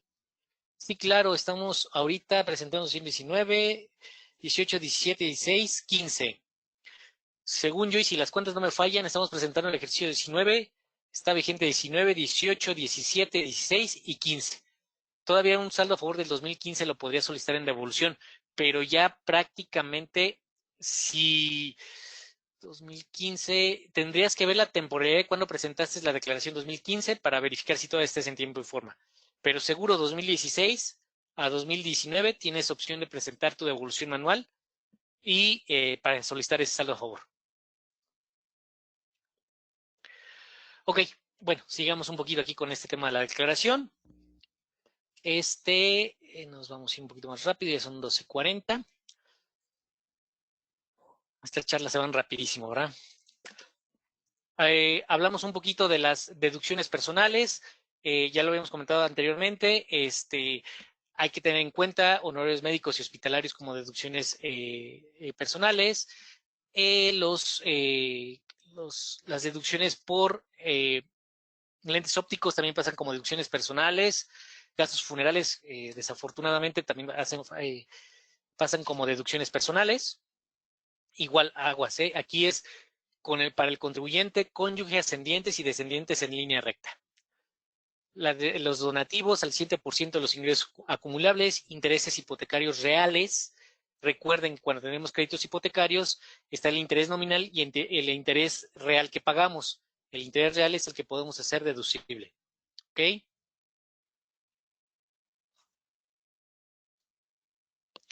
En las aportaciones de retiro complementarias, cuando aportamos a nuestro al RCB o al SAR que tenemos contratado, eso puede ser también como deducción personal. Primas por seguros de gastos médicos. Aquí un aspecto importante. La autoridad hace deducible toma como deducción personal las primas por seguros de gastos médicos. Cuando se ejerce la siniestralidad, es decir, cuando tengo un hecho en la que tengo que utilizar mi seguro médico y pago un coaseguro o un famoso no deducible, eso la autoridad no lo hace deducible por no tener un comprobante y por ende estar para la autoridad dentro del contrato de seguro, donde dice que cuando utilices ese seguro vas a pagar un coaseguro o una deducible. Difiere un poquito de esto, pudiera hacerse no deducible, pudiera hacerse como deducción personal, puesto que es un gasto que se está pagando por un tema médico, ¿no? Pero, pues bueno, aquí la autoridad eso no lo toma en cuenta. Entonces, toma en cuenta nada más las primas por seguros médicos y muchas veces no toma en cuenta lo que paga el contribuyente por coaseguros y no deducibles. El transporte escolar obligatorio, sí, son al 100%.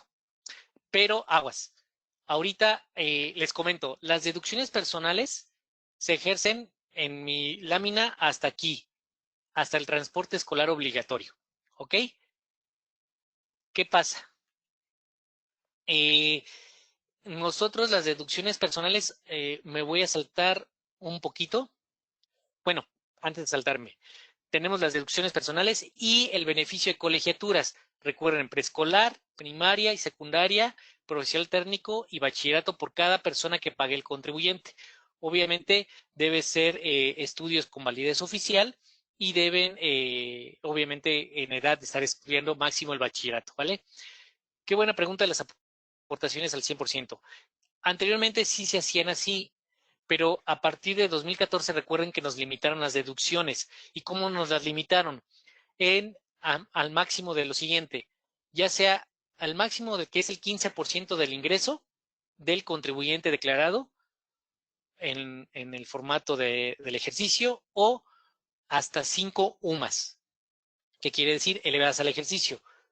Por ejemplo, yo tengo un contribuyente que generó ingresos anuales por 380,000 pesos. Y aguas, ingresos anuales, no está hablando de ingresos acumulables. Y el 15% son 57,000 pesos. Las 5 UMAS elevadas al año son 154,000 pesos. Lo máximo que yo puedo hacer, aplicar de deducciones personales son 57,000 pesos. Así yo haya pagado 300,000 pesos, yo lo máximo que puedo pagar son 57,000 pesos. Digo, aquí matemáticamente el ejemplo que estoy dando no corre, pero por ejemplo, si hubiera pagado 95,000 pesos de deducciones personales, lo máximo que puedo aplicar en mi declaración son 57,000. Caso contrario, si yo tengo 1,050,000 de ingresos, el 15% son 157,000. Las 5 UMAS, pues eso no cambia, 154,000. Yo puedo aplicar deducciones personales hasta por 157,500. Lo que yo les decía, las colegiaturas es independiente, ¿ok? Eso no entra dentro de esta limitante.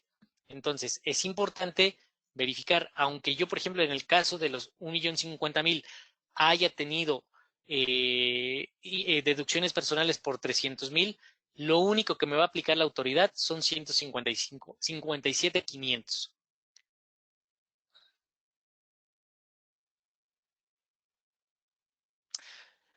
Ok, aquí hay una pregunta, está rápida, contestamos porque sí puede ser de todos. Tengo ingresos por jubilación de 300,000 y exentos por 300,000 y un interés hipotecario pagado de 50,000. Pregunta, ¿aquí te refieres que los ingresos por jubilación están exentos en los mismos 300,000, no son 300 más aparte 300. Es lo que quiero entender. Digo, para poder contestar la, la pregunta. O sea, es el mismo ingreso, nada más que está exento.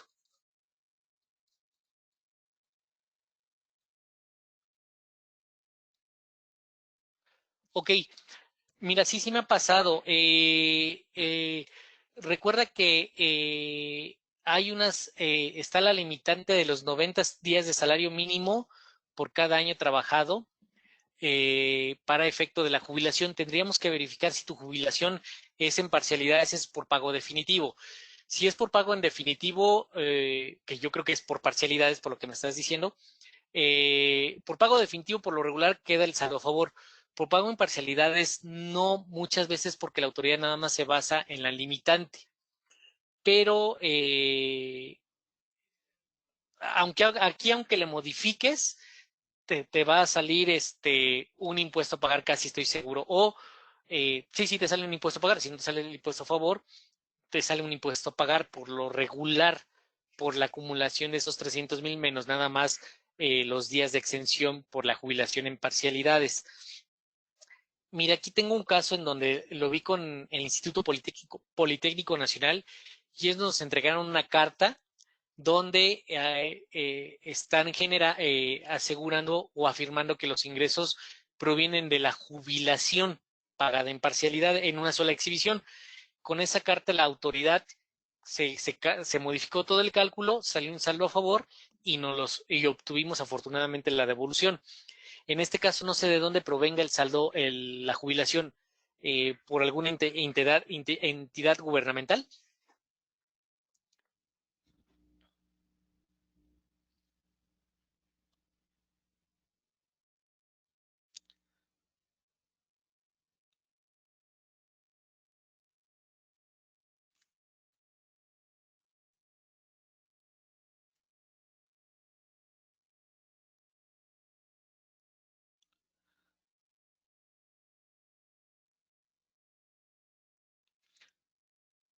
Ok,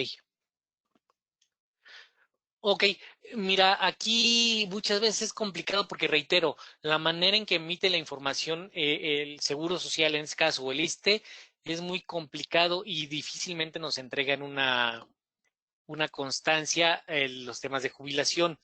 Eh, Tendríamos que checar tu caso. Hay por ahí a un cálculo que podríamos hacer, pero bueno, esa consideración de que lo pudiéramos checar y verificar para que te pudiera generar específicamente tu saldo a favor. Ok, sigamos con el límite de las deducciones personales. Bueno, la limitante, no sé si hay alguna duda acerca de esto, entonces hay que tener mucho cuidado. No porque tengamos 300,000 de deducciones personales, dependiendo de nuestro ingreso, si rebasamos los límites que nos pone la declaración, no podremos aplicar todo el tema. Ok, y rápidamente entremos a las deducciones que tenemos que aplicar en nuestra declaración anual. Por lo regular, para personas físicas ya vienen precargadas. ¿Y qué es? Es lo que presentamos durante todo el año en nuestros pagos provisionales. Y entonces los que tienen que estar correctamente aplicados son nuestros pagos provisionales. Y retorno un poquito al ejemplo que daba de la actividad empresarial con su cuenta empresarial, valga la redundancia, y su cuenta civil. Es importante tomar en cuenta que las actividades empresariales y profesionales tienen su catálogo de deducciones entre los artículos 103 y 104. Obviamente que sean estrictamente indispensables, que cuenten con cheque o a buena cuenta el beneficiario, y todo un detalle que nos maneja muy a detalle por cada régimen que podamos presentar en nuestra declaración anual. Pero, sin embargo, reitero, por lo menos de actividades empresariales a arrendamientos, por lo regular es lo que nosotros ya cargamos en nuestras declaraciones provisionales. Es importante tener bien identificadas las deducciones que se generan para cada régimen en específico. ¿Ok? Para el caso de enajenación de bienes hacia adquisición, intereses, premios, dividendos, otros ingresos, por ejemplo, enajenación y adquisición, les daba los ejemplos de los gastos que podemos hacer deducibles, como las comisiones de los brokers hipotecarios, los gastos notariales, los gastos de mantenimiento. Todos esos gastos los podemos ser deducibles al momento de presentar una declaración anual por enajenación o adquisición de bienes. Sin embargo, por ejemplo, para otros ingresos como son intereses, premios, dividendos y otros ingresos, no tienen deducciones. Por ende, se consideran como son pagos definitivos. En el momento que sucede, nos retienen, o se paga el impuesto y únicamente tenemos que informarlo en la declaración anual. Sin embargo, sumada a estas deducciones que yo les estoy mencionando, todas las deducciones personales son adicionales. Entonces, es importante que aparte de las deducciones por las actividades que generemos, tengamos bien identificadas independientemente y no mezcladas con nuestros pagos provisionales, pagos mensuales, las deducciones personales, para que podamos hacer buen uso de ellas al momento de presentar nuestra declaración. Y rápidamente, vamos a ver un par de ejemplos rápidos de cómo se genera el impuesto anual y qué es lo mismo que va a pasar en la declaración. Por ejemplo, yo tengo un ejercicio por sueldos y salarios. Tengo ingresos grabados por 584,600, ingresos exentos por 4,836. Me da un total de ingresos por sueldos y salarios de 589,000 pesos. Y el patrón en este caso me retuvo 98,000 pesos. ¿Ok? Ponemos un ejemplo de deducciones personales para que sea agradable el ejemplo. Tenemos interés hipotecario, seguro médico y honorarios médicos, ¿no? Tenemos un total de 90,024. Primero determinamos el máximo deducible por deducciones personales y el máximo son 88,415 pesos, de acuerdo a la tabla que vimos anteriormente. ¿Ok? Entonces, calculamos. Total de ingresos grabados, 584,000 menos nuestras deducciones personales, nos da la base gravable, aplicamos tarifa anual y efectivamente aplicando las retenciones que nos hizo el patrón, tenemos un saldo a favor de 1,155 pesos, ¿no? Entonces es importante, vean cómo en sueldos y salarios muchas veces el tener deducciones personales modifica totalmente la declaración mandándola hacia un saldo a favor, ¿no? Tenemos el ejemplo que vimos puede haber combinaciones, salarios, intereses, dividendos. Es importante, por ejemplo, en el caso de intereses, debemos tomar el interés real grabado, no el nominal, para efecto de nuestros ingresos acumulables y obviamente los ingresos por dividendo, lo que se tasó en el recibo de dividendo. El monto menos el ICR es lo que debemos tomar como ingreso acumulable. ¿Ok? Entonces, hacemos la misma temática, acumulamos todos nuestros ingresos, aplicamos nuestras deducciones correspondientes, que son las personales prácticamente, porque son también regímenes que no tienen deducciones por operación, y nos da un impuesto a favor de 91,036 pesos. Vean cómo aplicando correctamente los distintos regímenes y teniendo bien identificadas deducciones personales, podemos llegar a a una buena determinación de ya sea de un impuesto o saldos a favor dentro de nuestra declaración. ¿Ok? Por ejemplo, por arrendamiento, lo mismo. Aquí de igual forma, independientemente de las deducciones que me permite, por ejemplo, aquí estoy manejando el ejemplo de deducción ciega, las deducciones que me permite por el tema de mi operación, estoy aplicando mis deducciones personales también. ¿Ok? Entonces, es importante, aparte de las deducciones que tenemos por cada capítulo que lo permite, que así lo define, tenemos las deducciones personales. Actividad empresarial. Pues bueno, obviamente estas deducciones son muy similares a las de la persona moral, ¿ok? Nuestros ingresos también son muy similares a los de la persona moral, con la diferencia que recuerden que aquí se maneja lo efectivamente cobrado y lo efectivamente pagado, inclusive a nivel anual como es para personas físicas, ¿ok? De igual forma, tenemos nuestras deducciones, nuestra base gravable y tenemos las deducciones personales. Perdón, aquí yo creo que no actualicé el dato. Aquí en deducciones corresponde a estos 154,000 de las deducciones personales. Entonces, es importante y vean, así llegamos al cálculo de nuestros impuestos anuales. Aquí tenemos que tener el pago provisional, obviamente que fue todo lo que ya acumulamos durante los 12 meses del ejercicio, tiene que coincidir con nuestra información para que no haya datos erróneos en el envío de la misma. Y pues bueno, eh, eh, hasta aquí llegamos con la charla de declaración anual de personas físicas. Todavía tenemos 5 minutitos. No sé si alguien tenga alguna duda, alguna aclaración. Eh, Obviamente, las charlas nos permiten tener un panorama muy sencillo de todo este tema por las cuestiones de tiempo, pero no sé si hay alguna duda en específico, algún tema, algún aspecto específico sobre alguna deducción. Con todo gusto estoy a sus órdenes.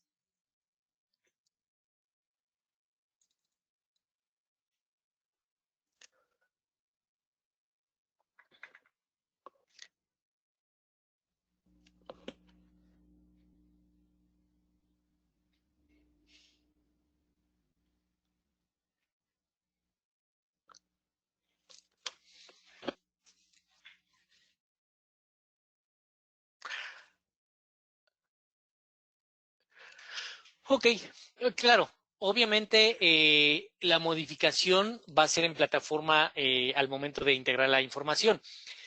Mira, yo creo que, eh, bueno, ya es un hecho que entre a operación a partir del 1 de julio, ¿no? Sin embargo, con todas las contingencias que se está viviendo a nivel mundial, pues prácticamente mi percepción me dice que ojalá me equivoque, de verdad, así lo quiero exponer. Mi percepción me dice que el panorama nos va a dejar sin vacaciones por lo menos en los próximos 8 meses, no tal vez por falta de liquidez, que posiblemente puede ser una gran dificultad, pero sino por todos los temas todavía de control sanitario. Entonces, posiblemente, eh, aunque esté en operación el esquema, no va a haber operación en sí misma por este tipo de plataforma. Dos, supongo yo que para tal vez reactivar un poquito la economía, posiblemente nos alarguen la entrada en vigor hasta el 1 de enero de 2021.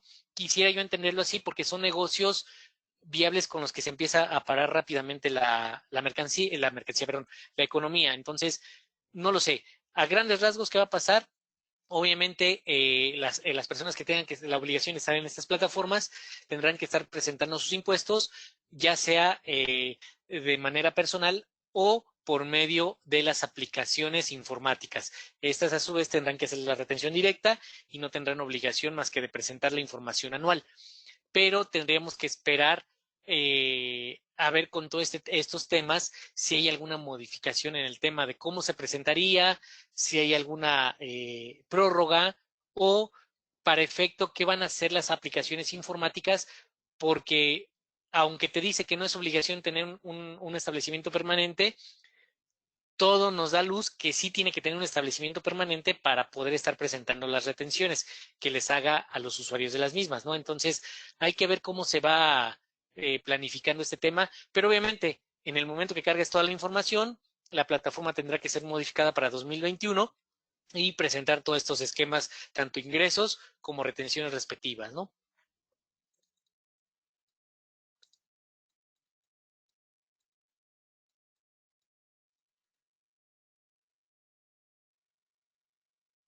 Sí, claro, es correcto.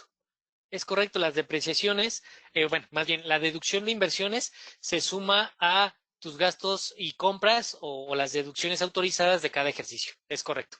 La deducción de inversiones, no la depreciación.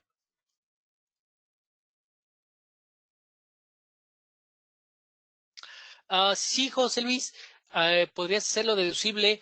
Obviamente, eh, tendrías que estar tributando bajo algún régimen que te permita estar como patrón. ¿No? Un ingreso que tú recibes y aparte de todos tus gastos tienes un sueldo y salario. Pero sí, sí lo puedes hacer sin ningún problema.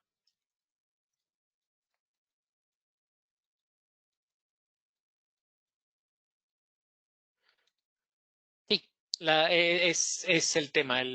Eh, Entra como un trabajador, independientemente de la denominación que es doméstica, entra como un trabajador y lo puedes hacer deducible.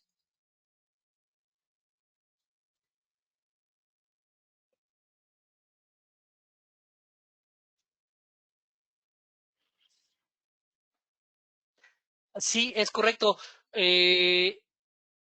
Sin embargo, no sé, ahí tengo mis dudas, porque Airbnb es una plataforma extranjera. O sea, si te exigen el recibo de arrendamiento, adelante, ¿no? Tributas de igual como lo vienes haciendo hasta ahorita. Si no te lo exigen, bueno, de igual forma, no puedo dar ejemplos que no tengan que ver con fiscalizar correctamente. Tendrías que tributarlo como arrendamientos. En el momento que entre en vigor la plataforma, tienes que hacer la transición.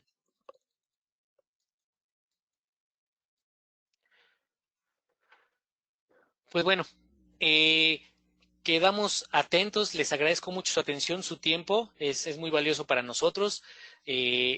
Por medio de mis compañeros aquí de Marketing Beckma, les haremos llegar los criterios de Prodecon acerca del tema de las devoluciones y pues quedamos atentos y nuevamente agradecidos por su tiempo y su espacio.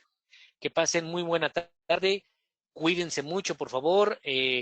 Recuerden que estamos en un periodo de sana distancia, traten de, de estar en casa, lo que se pueda, lo que no se pueda, pues ni modo, tenemos que salir, pero para tratar de salir lo más pronto posible de esto. Un abrazo, cuídense mucho. Hasta luego.